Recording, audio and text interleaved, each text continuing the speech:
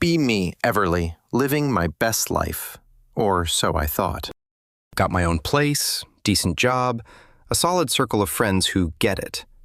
My best friend is Lily. We're on the same wavelength about pretty much everything that matters. We see the world for what it is. We understand the dynamics. One night, maybe a month or two ago, we were at my place. It was a Thursday, I think. We were just chilling, drinking some wine. She was scrolling through her phone, and she lets out this exaggerated groan. I lean over to see what she's looking at. It's a post from some guy, just a wall of text. The gist of it was him complaining about being lonely, how hard dating is, how nobody gives the nice guy a chance. The usual script. Lily just rolls her eyes so hard, I think they might fall out. She said something about how exhausting it is to see men complain all the time. They have literally everything handed to them, and they still find a way to feel victimized. I totally agreed. It's a constant performance. This whole concept of male pain seemed like the ultimate get-out-of-jail-free card. Any time a guy acts possessive or emotionally stunted or just generally useless, it's not his fault. Oh no, it's because of the immense pressure society puts on him. It's because he's not allowed to show his feelings. Give me a break. We started riffing on it, just making jokes. My main thing was how it's all so abstract. When women talk about their problems, it's concrete: unequal pay, fear of walking alone at night, medical issues being dismissed by doctors. When men talk about their problems, it's this vague philosophical angst, this deep, unspoken burden of being a man. It felt like they'd watched a bunch of sad movies and decided that was their personality. Lily pointed out that it's also a way to deflect from any real criticism. You try to talk about toxic masculinity, and they hit you with, well, men have the higher suicide rate. Checkmate, I guess. We're not allowed to talk about our issues because they've found the one trump card. The conversation went on like this for a while. We were getting more and more worked up, fueled by wine and righteous indignation.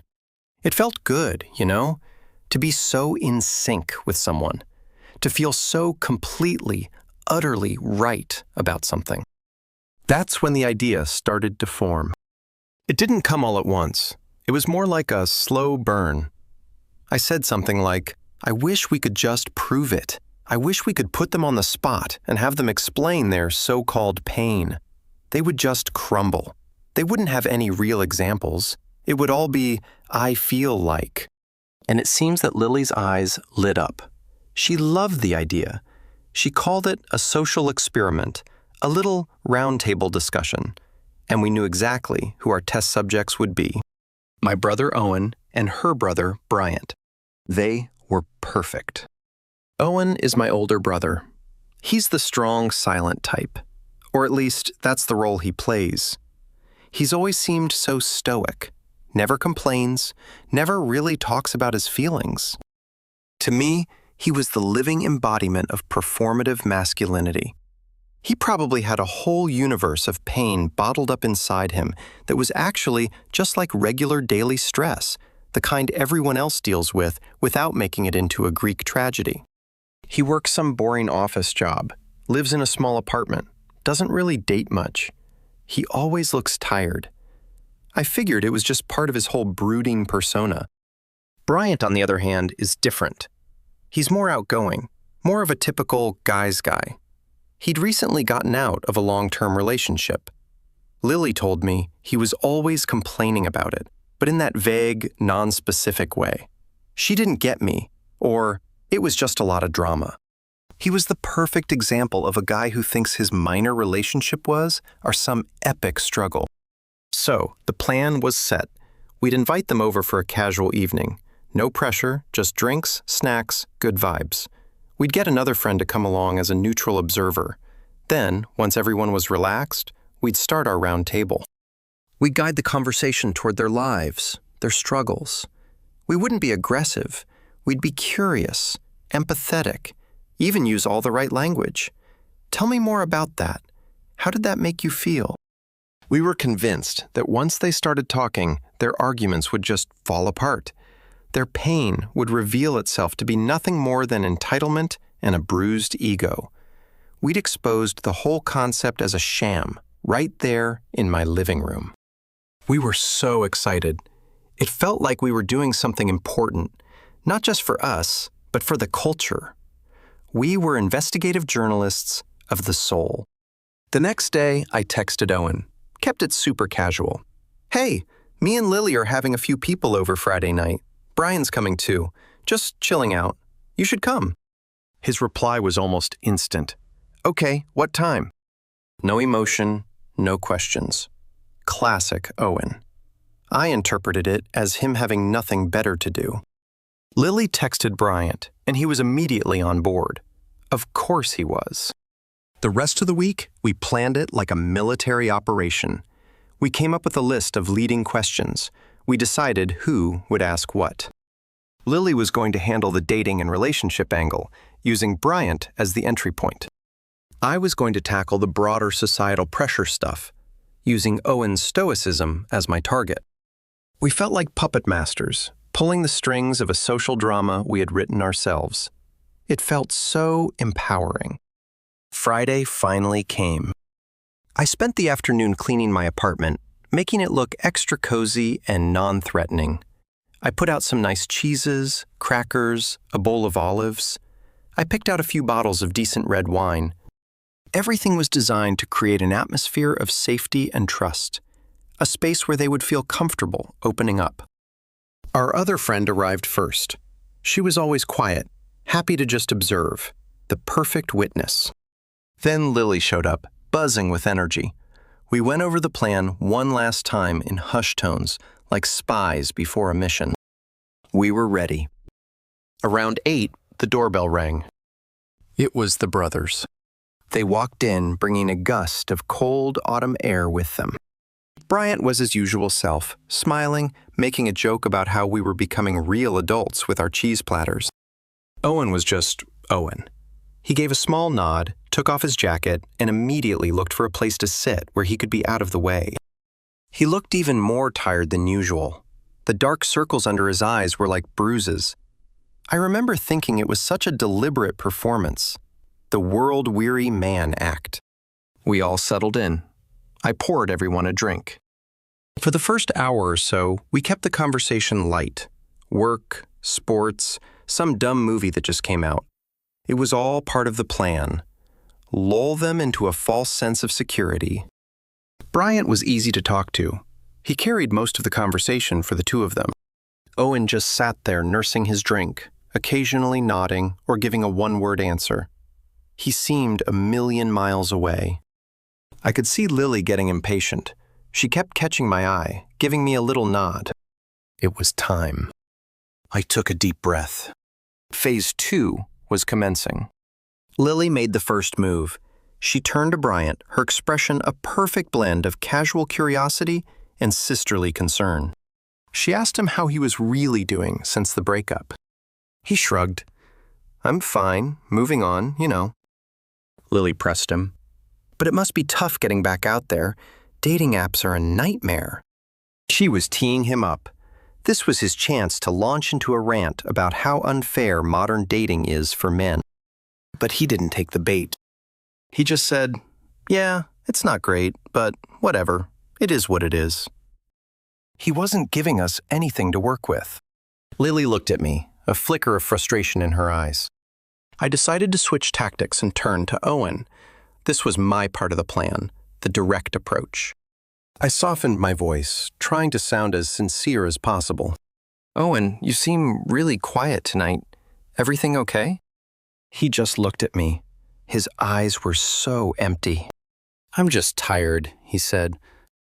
This was it, the opening I was waiting for. I leaned forward, putting on my best therapeutic face. "You always seem tired, Owen. You work so hard. Does it ever feel like there's this huge pressure on you to provide, to be the strong one, to never show weakness?" I was practically quoting from a textbook. I laid the trap perfectly. All he had to do was step in it. All he had to do was say yes. Then I could begin my gentle deconstruction of his perceived burdens. He was silent for a long moment. He looked down into his glass, swirling the wine around. The whole room was quiet, waiting for his answer. I could feel a smile tugging at the corner of my lips. I had him. He finally looked up, not at me, but at a spot on the wall behind me, and he started to talk. But it wasn't what I expected. It wasn't what we had planned for at all. He didn't talk about his feelings. He didn't talk about societal pressure. He just stated facts. He told me he looked tired because he was working 2 jobs. My heart did a weird little stutter. 2 jobs since when? He said his day job at the office ended at 6, then from 7 to midnight, 5 nights a week. He worked at a warehouse on the other side of town. He was a stalker, loading and unloading trucks. He said it was physically exhausting, but the pay was decent. I just stared at him, completely speechless. This was not part of the script. This was real. My brain was scrambling, trying to fit this new information into my existing framework of who he was. It wasn't fitting. I think I managed to ask why. My voice sounded strange, thin. He took another sip of his wine. He still wasn't looking at me. He explained that Dad's business had been struggling for a while, a lot more than anyone knew. It got really bad about a year ago. They were behind on the mortgage for the house we grew up in. The bank was sending letters. Foreclosure was a real possibility. He told me Dad had finally broken down and told him everything one night. He'd never seen Dad cry before. So Owen went out the next day and got the second job. He'd been doing it for almost a year now. Every week, he gives almost all of his paycheck from the warehouse to Dad.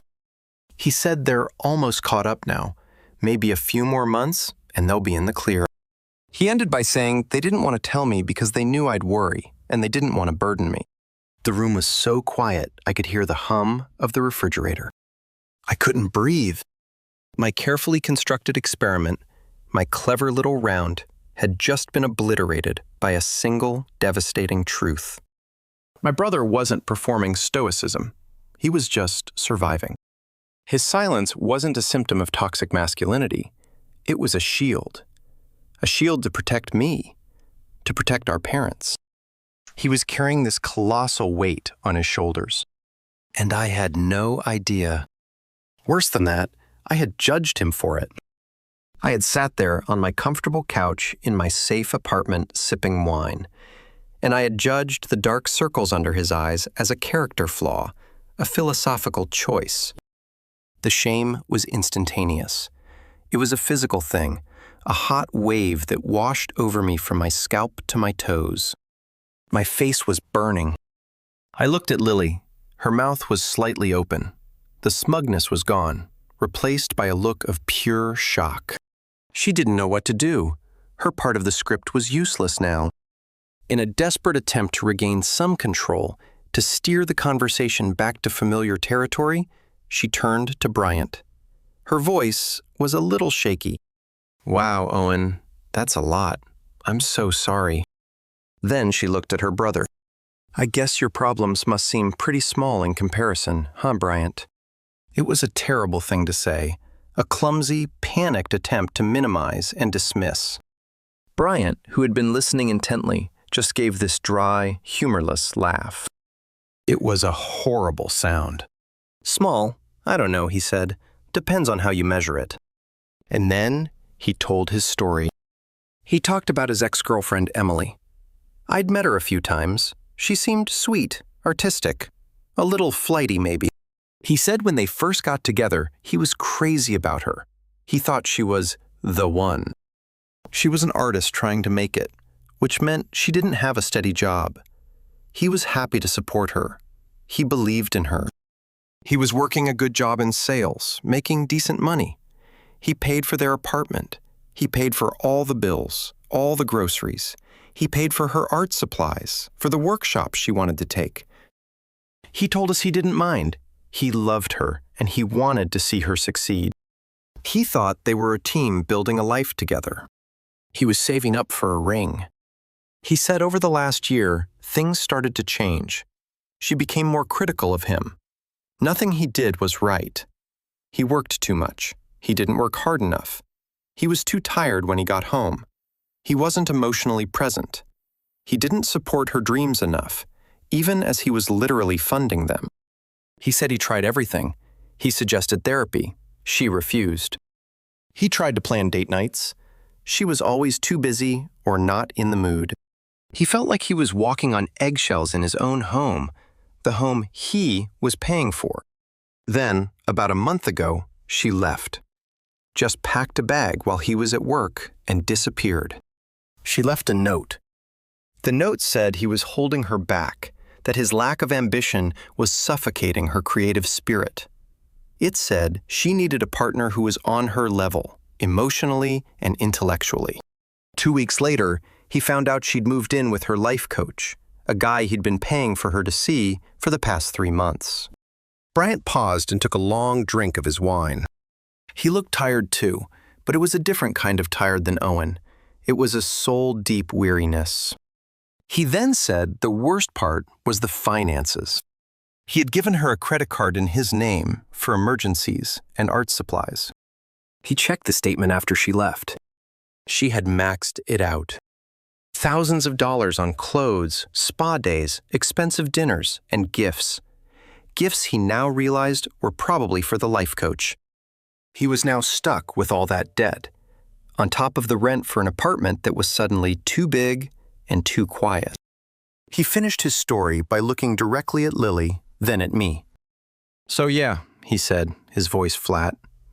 "My problems are probably small, just a broken heart and a mountain of debt from a woman I gave everything to, but it feels pretty big to me."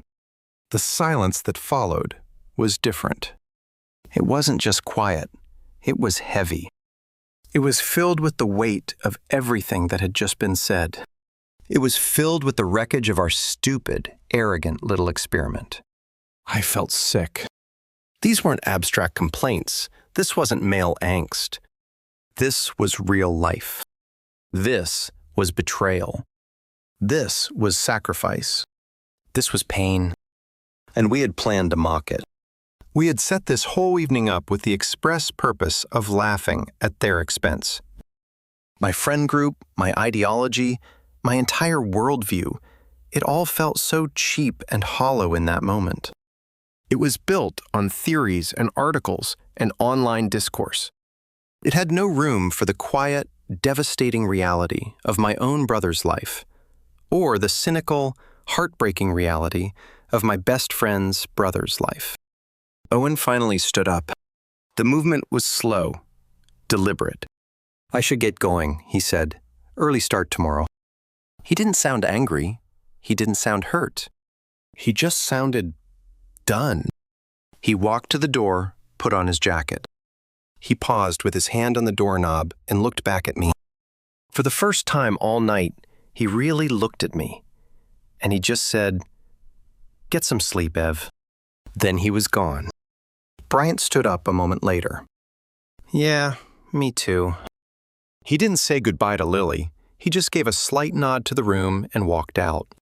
The door clicked shut behind him, and the finality of that sound was deafening. The three of us were left sitting there. The cozy living room suddenly felt like a crime scene. Our other friend, the quiet one, was the first to move. She stood up and said she had to go, her voice barely a whisper. She couldn't even look at me as she left. Then it was just me and Lily. She was staring at the table, at the half-eaten cheese and the mostly full wine glasses. "I didn't know," she said. "It was all she could manage." "Me neither," I replied. My voice was, there was nothing else to say. Our grand victory, our moment of intellectual triumph, had turned into the most humiliating defeat of our lives. She left a few minutes later. The goodbye was awkward. We couldn't look each other in the eye. The shared ideology that had been the bedrock of our friendship now felt like a source of shared shame. I was alone. I stood in the middle of my living room for what felt like hours. I couldn't bring myself to clean up. The remnants of our failed party felt like an accusation. Every book on my shelf with its bold, declarative title about female empowerment and patriarchal structures, seemed to be mocking me. They were just words, theories. They had nothing to say about a brother working himself to the bone to save his family home. They had no explanation for a good man being financially and emotionally ruined by someone he trusted. My entire belief system was a fortress built on sand, and the tide had just come in. For a long time, I just stood there. The silence in the apartment was absolute. It felt like all the air had been sucked out of the room. Eventually, I started to clean up. I moved like a robot, stacking the plates, gathering the glasses.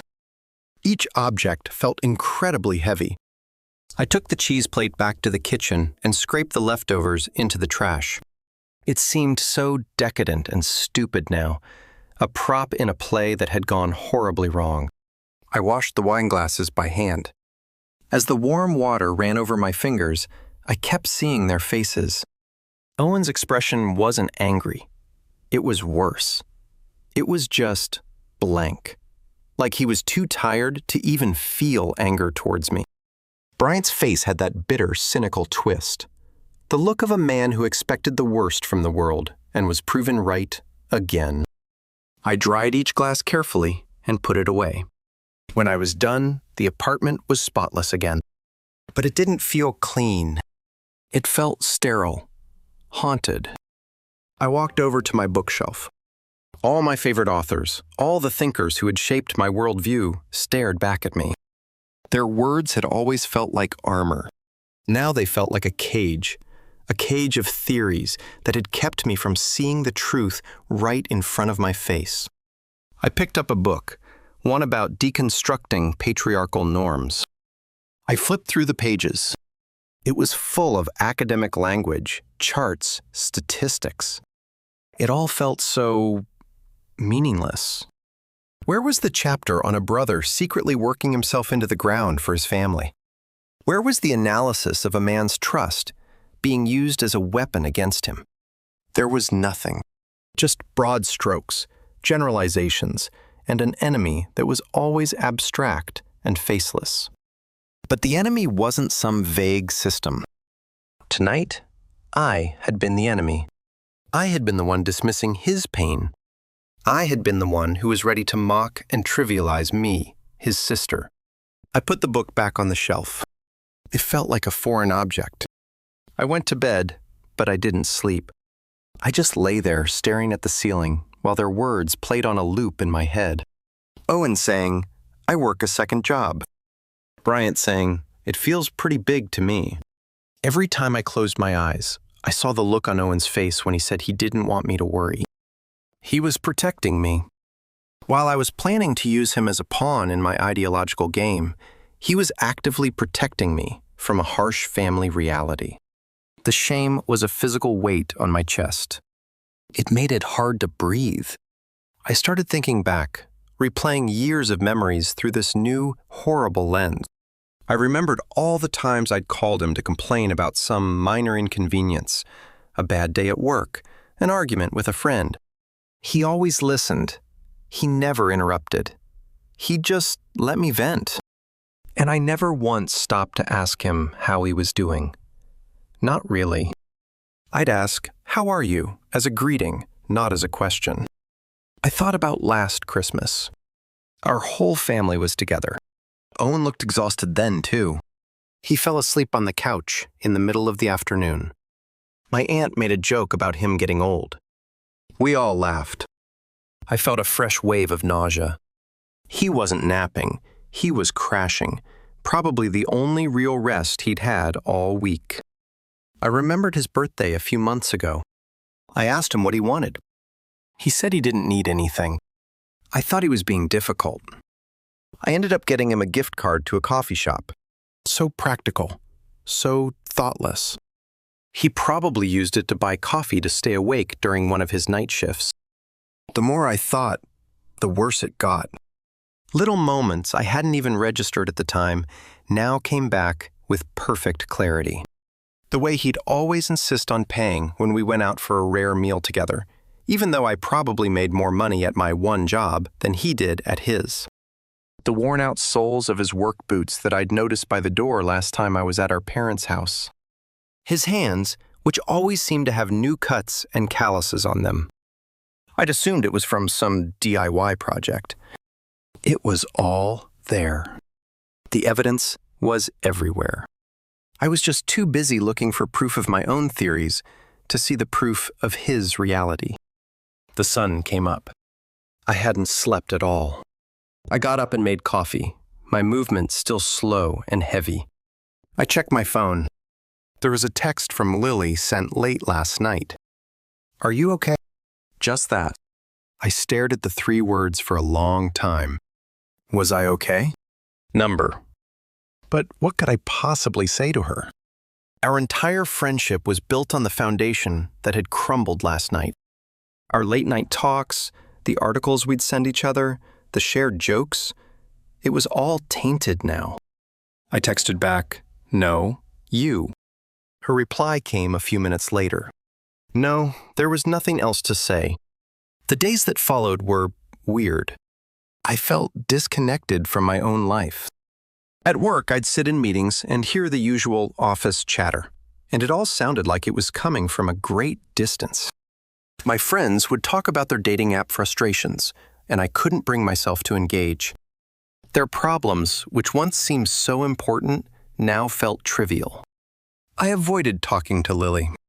We exchanged a few more texts, but they were short and awkward. We both knew something was broken. The thought of having one of our old conversations was unbearable. What would we even talk about? My main focus was Owen. I wanted to talk to him. I needed to talk to him, but what could I say? Sorry, I'm a horrible sister. Sorry, I'm a blind, arrogant fool. It all sounded so inadequate. After a week of agonizing, I just picked up the phone and called him. It was a weekday around noon. I hoped he might be on his lunch break. He answered on the second ring. Hey, his voice was flat, not cold, just tired. Hey, Owen, I said. My heart was pounding. Do you have a minute? A few, he said. I'm on my break. I took a deep breath. I wanted to apologize for the other night. You don't have to, he said immediately. Yes, I do, I insisted. It was awful. I was awful. I had no idea what was going on, and I acted like I knew everything. I'm so sorry. There was a pause on the other end of the line. I could hear the faint sound of traffic in the background. It's okay, he said finally. His voice was a little softer. I know you didn't know. But I should have known, I said, my voice cracking a little. I should have noticed. I'm your sister. You're busy, he said. You've got your own life. Don't worry about it. He wasn't forgiving me. He was dismissing it, dismissing me. He was treating me the same way he treated everything else, as a problem to be managed and minimized so he could get back to the real work. It hurt more than if he had yelled at me. Is there anything I can do? I asked, feeling helpless. I could help with money. No, he said. And this time, his voice was firm. I've got it handled. We're almost there. Okay, I whispered. Listen, my break is over, he said. I have to go. Okay, Owen. Talk to you later. Yeah, you too. He hung up. I sat there holding my phone, feeling completely hollowed out. I had apologized. He had accepted it, sort of. But nothing had changed. The distance between us felt wider than ever. My apology didn't fix anything. It was just a small, selfish act to make myself feel better. It didn't give him back the year of his life he had sacrificed. It didn't erase the exhaustion from his bones. A few weeks later, I met Lily for coffee. We had to. We couldn't just ghost each other forever. The meeting was incredibly awkward. We sat there, stirring our drinks, avoiding eye contact. We talked about work. We talked about the weather. We talked about anything and everything except what we were both thinking about. Finally, she looked at me. I talked to Bryant, she said. How is he? I asked. He's okay. He's working a lot to pay off that debt. He's been really distant. She paused. He said he doesn't want to talk to me about it. He said I wouldn't get it. She looked down at her coffee cup. He's probably right. I didn't know what to say. He was right. We wouldn't have gotten it. A month ago, we would have analyzed his situation through our lens. We would have talked about how he fell for a damsel in distress trope. We would have said he enabled her behavior by not setting boundaries. We would have found a way to make it his fault. Now, all I could see was a guy who got his heart broken and his trust betrayed. It was that simple and that complicated. We finished our coffee in near silence. As we were leaving, Lily turned to me. "Are we okay?" she asked. "I don't know," I said honestly. And I still don't. Our friendship hasn't ended, but it's changed. The foundation of smug certainty is gone, and we haven't found anything to replace it. The easy intimacy is gone. Now there's just this careful, quiet space between us. It's been a few months since that night. I see my brother more often. I don't pry. I don't ask him how he's feeling. I just show up. I bring him dinner sometimes. I help our parents with chores around the house. I try to lessen his load in small ways without making a big deal out of it. He seems to appreciate it. He doesn't say much, but he seems a little less tired. The other day, we were watching a movie at our parents' place, and he almost fell asleep on the couch again. Instead of laughing, I just went and got him a blanket. He gave me this small, almost imperceptible nod. It felt more meaningful than any conversation we've ever had. I don't know what to call myself anymore.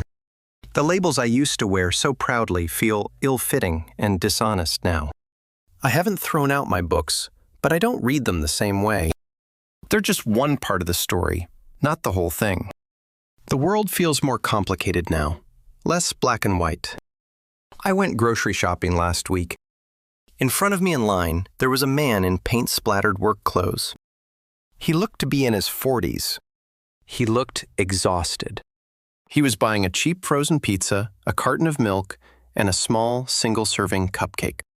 A few months ago, I wouldn't have even noticed him. If I had, I would have made a dozen assumptions. I would have constructed a whole narrative about him based on my theories. But this time, I didn't. I just saw a tired man buying himself a small treat at the end of a long day. I didn't know his story. I didn't know his struggles or his sacrifices. I realized I didn't know anything at all.